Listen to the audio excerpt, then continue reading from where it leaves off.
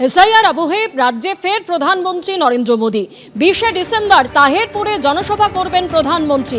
SIR আবহে মতুয়াগড়ে প্রধানমন্ত্রী নরেন্দ্র মোদী। প্রসঙ্গত ডিসেম্বরের শুরুতেই এ রাজ্যে আসার জন্য তার কাছে অনুরোধ জানানো হয় বঙ্গ বিজেপির তরফে। 20শে ডিসেম্বর রাজ্যে আসছেন নরেন্দ্র মোদী, বঙ্গ বিজেপিকে জানালো প্রধানমন্ত্রীর দপ্তর। 20 তারিখ নদিয়ার মাটিতে ভারতবর্ষের যশস্বী প্রধানমন্ত্রী শ্রী নরেন্দ্র মোদীজি আসছেন। তাহেরপুরের মাঠে জনসভা হবে এবং একটি সরকারি অনুষ্ঠানও হবে। বেশ কিছু প্রকল্প, কেন্দ্রীয় প্রকল্পের উদ্বোধন তিনি করবেন। 20 তারিখ 10:30টায় তিনি এই যে হেলিপ্যাড, এই হেলিপ্যাডে প্রধানমন্ত্রীজি নামবেন। তারপরে একটি সরকারি অনুষ্ঠান এবং একটি জনসভা করবেন এবং করে যাবেন। ঐতিহাসিক জয়ের পর প্রধানমন্ত্রীজি বলেছেন গঙ্গা বিহার থেকেই বাংলার উপর দিয়ে বয়ে যায়, সেই গঙ্গা এবার বাংলার উপর দিয়ে বয়ে চলা সার্থক হবে এবং পশ্চিমবঙ্গে ভারতীয় জনতা পার্টির সরকার প্রতিষ্ঠা হবে।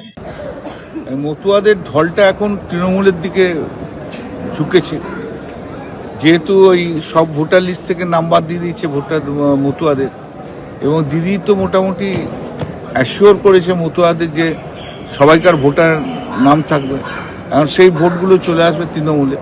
তাই নরেন্দ্র মোদী ভীষণভাবে ভয় খেয়ে গেছে, আর বুঝতে পেরেছি বিজেপি ভীষণভাবে ভয় খেয়ে গেছে। আর বিজেপির তো অন্য কেউ নেই কোথাও, কিছু দিয়ে হবে না, তাই মোদীকে একটু নিয়ে যাওয়ার চেষ্টা করছে।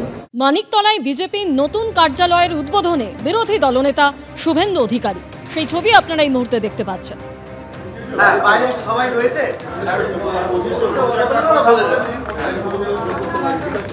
কথা বলে দিন।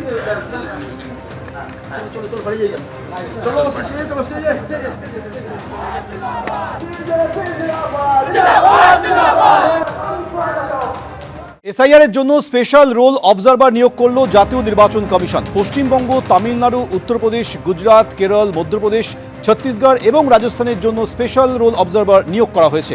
এ বিষয়ে আরও কথা বলবো, রুমা পাল আমাদের প্রতিনিধি সরাসরি রয়েছেন। রুমা, নতুন দায়িত্ব দেওয়া হয়েছে স্পেশাল রোল অবজারভারদের, কি কি দায়িত্ব দেওয়া হলো?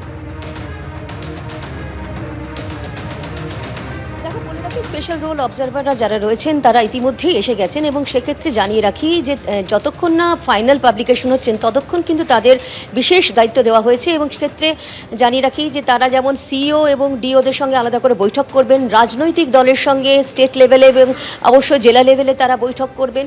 এবং আবারও নির্বাচন কমিশন জানাচ্ছে যাতে কোনো বৈধ ভোটার যেন বাদ না যায় এবং অবৈধ ভোটার যেন ওই তালিকাতে অন্তর্ভুক্ত না হয়। সে কারণে কিন্তু স্পেশাল রোল অবজারভারদের যে দায়িত্ব আরও বাড়ানো হলো, এবং সেই অনুযায়ী কিন্তু স্পেশাল রোল অবজারভাররা কাজ করবেন। যেমন পশ্চিমবঙ্গে ইতিমধ্যেই রয়েছেন স্পেশাল রোল অবজারভার সুব্রত গুপ্ত, এবং তিনি যেমন প্রত্যেকটা জেলায় যাবেন এবং সিওদের সঙ্গে বৈঠক করবেন, ডিওদের সঙ্গে বৈঠক করবেন, রাজনৈতিক দলের সঙ্গে বৈঠক করবেন, এবং যতক্ষণ না পর্যন্ত ফাইনাল যে পাবলিকেশন হচ্ছে ততক্ষণ পর্যন্ত এই স্পেশাল রোল অবজারভারদের, যেখানে আরও একবার উল্লেখ করে দিই যেটা পশ্চিমবঙ্গতে রয়েছেই তামিলনাড়ু, উত্তরপ্রদেশ, গুজরাট, কেরালা, মধ্যপ্রদেশ এবং ছত্তিশগড়, এবং এই জায়গাতে কিন্তু স্পেশাল রোল অবজারভাররা রয়েছেন। এবং এই স্পেশাল রোল অবজারভাররা যতক্ষণ না ফাইনাল পাবলিকেশন হচ্ছে ততক্ষণ পর্যন্ত তাদের বিশেষ দায়িত্ব দেওয়া হয়েছে।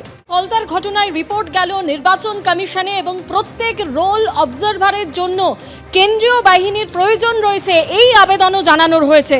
প্রত্যেক অবজারভারকে ম্যাজিস্ট্রেট পাওয়ার দেবার আর্জি জানানো হয়েছে। পাশাপাশি মুখ্যমন্ত্রীর মন্তব্য উল্লেখ করা হয়েছে, কেন মহিলাদের রান্নাঘরের জিনিস নিয়ে তৈরি থাকার নির্দেশ, প্রশ্ন এই রিপোর্টে। জাতীয় নির্বাচন কমিশনকে এই মন্তব্য খতিয়ে দেখার অনুরোধ জানানো হয়েছে।